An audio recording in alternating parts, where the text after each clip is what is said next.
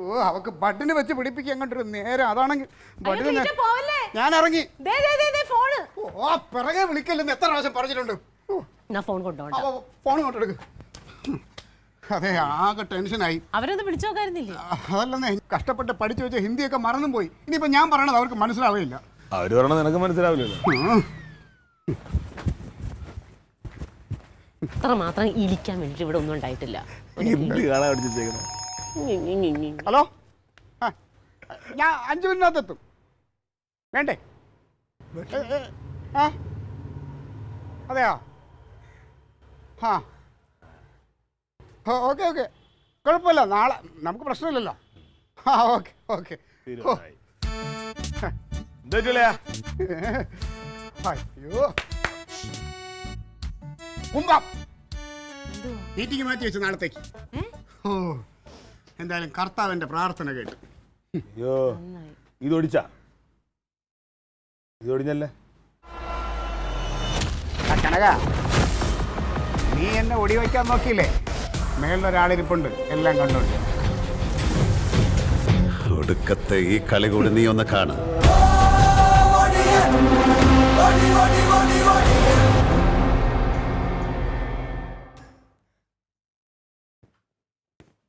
എന്തായാലും പാർട്ടിയുടെ മീറ്റിംഗ് മാറിയത് നന്നായി. അതെ നീ ഈ മുണ്ട് ഷർട്ടും ഇന്ന് രാത്രി കഴുകിയിടണം. വേണ്ട, ഇനി ഇതും കൂടി എടുത്തിട്ട് പോയി പിന്നെ നാളെ നിങ്ങൾ എന്തെടുത്തിട്ട് പോകും? അതെ നാളത്തേക്കുള്ളത് ഞാൻ വേറെ പുതിയത് കരുതണുണ്ട്. അതോർത്ത് നീ വിഷമിക്കണ്ട. ഇത് കള്ളനെ പിടിക്കാനുള്ള ഇരയാണ്. ഞാനൊരു ഓപ്പറേഷൻ ആരംഭിക്കാൻ പോവുകയാണ്. അതിന് നീ എൻ്റെ കൂടെ നിൽക്കണം. നിൻ്റെ റോൾ എന്താണെന്ന് വെച്ച് കഴിഞ്ഞാൽ എല്ലാവരോടും, നിൻ്റെ ആങ്ങളയോടും നിൻ്റെ നാത്തിനോടും പിന്നെ ഈ പരിസരത്ത് 1-2 വീടുകളുണ്ട്, അവിടെയൊക്കെ നീ പോയി പറയണം എനിക്ക് നാളെ മീറ്റിംഗ് ഉണ്ട്, മീറ്റിങ്ങിൽ ഞാൻ വലിയ നിലയിലെത്തും, ആയിക്കഴിഞ്ഞാൽ പിന്നെ ഭയങ്കര സംഭവമാണെന്നൊക്കെ പറഞ്ഞ് എല്ലാവരുടെയും ഉള്ളിൽ നീ അത് എത്തിക്കണം. പിന്നെ ഇന്ന് രാത്രി ഈ മുണ്ട് ഷർട്ട് നീ കഴുകി അകയിലിടണം. ഇന്ന് രാത്രി ഏവനാണ് ഇത് എടുക്കാൻ പറഞ്ഞത് എനിക്കൊന്ന് കാണണം. എന്നിട്ട് എൻ്റെ അളിയോ നിന്നെ എൻ്റെ കൈ കിട്ടിയോട്ടല്ലോ അവൻ്റെ കൈയും കാലും ഞാൻ അടിച്ചൊടിക്കും. എന്നിട്ട് ജയിലിൽ പോയാലും എനിക്ക് പ്രശ്നമൊന്നുമില്ല. അല്ലേ എന്തെങ്കിലും ഒരു നല്ല കാര്യമൊന്നും പറഞ്ഞ് ഞാൻ ഇറങ്ങാൻ പോകുമ്പോൾ എൻ്റെ മുണ്ട് ഷർട്ടും അടിച്ചോണ്ട് പോക്ക്. അവനെങ്ങനെ തിരിച്ചറിയും? അവനങ്ങ് നേരത്തെ അറിയാൻ പറ്റൂലല്ലോ. എടി ആ വായി നോക്കി ഇപ്പോൾ കുറേ ദിവസമായിട്ട് ജോലിക്ക് പോകണില്ലല്ലോ. 24 മണിക്കൂർ ഇവിടെ വീട്ടിലല്ലേ. ഞാൻ ഫോൺ എടുത്തുകൊണ്ട് വെളി ഇറങ്ങുമ്പോൾ അപ്പോൾ അവിടെ വന്നിട്ട് ഇങ്ങനെ എത്തി നോക്കും ഞാൻ എന്ത് പറയണമെന്ന്. അവൻ എല്ലാം കേട്ട് മനസ്സിലാക്കിക്കൊണ്ടിരിക്കുക. ആഴ്ചയിൽ 3 ദിവസം ഇപ്പോൾ പണി മുടക്കല്ലേ, അതുകൊണ്ട് അവന് പോകാൻ പറ്റാഞ്ഞിട്ട്. കുന്തം യവ അതൊന്നുമല്ല. യവനിപ്പോൾ അമ്പളിക്കുട്ടൻ്റെ കൂടെ ചേർന്നിട്ട് ഞങ്ങളുടെ പാർട്ടിക്കെതിരെ പ്രവർത്തിക്കണുണ്ടോ എന്ന് എനിക്ക് സംശയമുണ്ട്. അവനെ ഞാൻ വെച്ചിട്ടുണ്ട്. ഇന്ന് രാത്രി കൊണ്ട് എല്ലാം തീരുമാനമാവും. എന്തായാലും ഞാനേ ഷർട്ട് മേടിച്ചിട്ട് വരട്ടെ. നാളത്തെ പാർട്ടി മീറ്റിംഗ് കഴിയണതോടുകൂടി ക്ലീറ്റോന് പാർട്ടിയിലും കൂടെ നോക്ക്. ക്ലീറ്റോന് പാർട്ടിയിലെ വലിയ ജോലിയാവും. ജോലിയല്ലേ പാർട്ടി പ്രവർത്തനം എന്ന് പറഞ്ഞാൽ ഒരു സേവനമാണ്. എന്തോന്ന് സേവനം? ഇത് നമ്മുടെ ഇന്ത്യക്കകത്ത് മാത്രമേ ഉള്ളൂ ഈ പരിപാടി. രാഷ്ട്രീയക്കാരെല്ലാം ജോലിയായിട്ട് എടുക്കുന്നത് ഇതൊരു സേവനമാണ്. സേവനം എന്ന് പറഞ്ഞാൽ വല്ലപ്പോഴും ചെയ്താൽ മതിയല്ലോ. ക്ലീറ്റോ രാവിലെ 9 മണിയാകുമ്പോൾ പോകും, വൈകുന്നേരം 5:30 വരെ പാർട്ടി ഓഫീസിലിരുന്ന് ജോലി ചെയ്തിട്ടാണ് വരുന്നത്. ഞങ്ങൾക്ക് അത് ജോലി തന്നെയാണ്. എൻ്റെ ഭർത്താവിന് വേറെ ജോലിയൊന്നുമില്ല. പിന്നെ സാലറി ഒക്കെ കിട്ടുമോ? പിന്നെ സാലറി ആയിരിക്കും. ഇപ്പൊ കണ്ടില്ലേ നമ്മളെ ആൾക്കാര്, നമ്മുടെ നേതാക്കന്മാരെല്ലാം സ്വന്തമായിട്ട് സാലറി ഫിക്സ് ചെയ്യും, ഇടയ്ക്ക് കൂട്ടും. ആര് ചോദിക്കും? പിന്നെ അവർക്ക് കുടുംബം എങ്ങനെയാ കഴിയണല്ലേ? പിന്നല്ലാതെ ഇവനെല്ലാം സേവനം എന്ന് പറഞ്ഞാൽ നിന്റെതൊക്കെയാ. നീ മറ്റേ പോസ്റ്റിൽ വലിഞ്ഞു കയറണതൊക്കെ.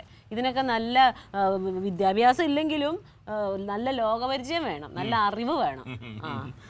ഇവിടെ സംസാരിക്കുമ്പോ ലോകത്തില്ലാത്ത സ്ഥലത്തിന്റെ പേരൊക്കെ പറഞ്ഞു പറയണം. അതാ വരുന്നത് ലോകവിവരമുള്ള രാഷ്ട്രീയ പ്രമുഖൻ. അതെ ഇവിടെ വള വർത്താനം പറഞ്ഞുകൊണ്ടിരുന്നാല് ഈ മുണ്ട് ഷർട്ട് ആര് കഴുകിയിടും? അത് വൈകുന്നേരത്തേക്ക് കഴുകിയിട്ടാൽ മതിയല്ലോ. വൈകുന്നേരത്ത് കഴുകിയിട്ടാൽ മതി. പക്ഷേ നീ ഇവിടെ ഇരുന്ന് കാര്യം പറഞ്ഞ എനിക്ക് വാങ്ങോട്ട്. അല്ലെ കഴുകിടുന്നേ കൊള്ളാം, രാത്രി തന്നെ എടുത്ത് മാറ്റിക്കൊള്ളാം, അല്ല ആരും എടുത്തോണ്ട് പോകും. അയ്യോ അങ്ങനെ കൊണ്ടുപോകണമെങ്കിൽ അങ്ങ് പോട്ടടേ. എത്രയെന്നും പറഞ്ഞ് പേടിച്ച് ജീവിക്കും. അതല്ലേ ഏട്ടാ, നമുക്ക് രാത്രി ഒന്ന് ഒളിച്ചിരുന്ന് നോക്കിയാലോ? നിനക്ക് പറയാൻ ജോലി. അതെ ജയന്തിയെ അതിൻ്റെ ആവശ്യമൊന്നുമില്ല. എൻ്റെ പാർട്ടിയിലെ പിള്ളേരുടെ അടുത്ത് പറഞ്ഞാണ്ടല്ലോ അവർ ആ നിമിഷം കള്ളനെ ഉണ്ടല്ലോ കള്ളനെ പൊക്കി തരും. പിന്നെ ഞാൻ പറഞ്ഞു അതൊന്നും വേണ്ട. എന്തിന് പാർട്ടിയിലെൻ്റെ സ്ഥാനത്തിന്റെ കാര്യങ്ങളൊക്കെ ഏതാണ്ട് ഉറപ്പായി. ഞാൻ പറഞ്ഞു ജോലിയുടെ കാര്യം. എന്തിനാ നീ കണ്ടവരടുത്തൊക്കെ പറയണത്? നമ്മളെ സന്തോഷം നമ്മളിൽ നിന്നാൽ മതി. അതെന്ന് പറഞ്ഞിട്ട് അവർക്ക് വലിയ കാര്യമൊന്നുമില്ല. നീ വാടി ഇങ്ങോട്ട് വന്ന് കഴുകിയിടെ. ആ ഇനിയിപ്പോ ഈ ഷർട്ടും മുണ്ടും കൂടി ആരും എടുത്തോണ്ട് പോകാതിരുന്നാ മതിയായിരുന്നു. ക്ലീറ്റോയ്ക്ക് ആ പേടിയൊന്നുമില്ല. ഇനി ഇതും കൂടെ ഏവനെങ്കിലും എടുത്തോണ്ട് പോയാ ക്ലീറ്റോയുടെ രാഷ്ട്രീയ ജീവിതം ഇതോടെ അങ്ങ് അവസാനിപ്പിക്കും. ഉറപ്പാണോ അളിയാ? 100% ഉറപ്പാണ്. ആണോ? ആ എന്തോടെ ദിൽഖുഷ്. ദിൽഖുഷ് ഇപ്പൊ ചതുരത്തില. ആ ദിൽഖുഷ് നീളത്തിനുണ്ട്, വട്ടത്തിനുണ്ട്, ചതുരത്തിനുണ്ട്. ആദ്യമായിട്ടാ. എൻ്റെ ഒക്കെ കാര്യം പറയാൻ നിന്ന